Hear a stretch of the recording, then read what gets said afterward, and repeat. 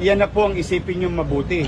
Anong uri ng karakter ang isang taong pwedeng mamuno sa atin na siya mismo ay hindi sumusunod sa lituntunin ng gobyernong kanyang pamumunuan.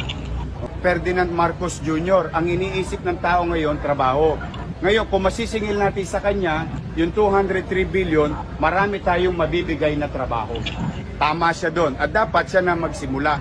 Kung yung talagang iniisip niya ay malasakit sa kapwa, malasakit sa Pilipino.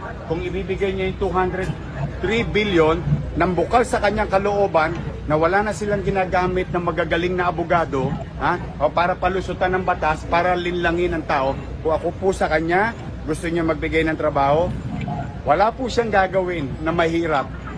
Bayaran lang po yung 203 billion. Vaccination, walang nag-follow up.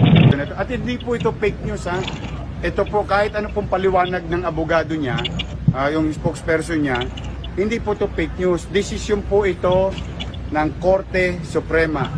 Final. Kaya nga po naniningil na yung BIR o naniningil na po ang the Department of Finance, no?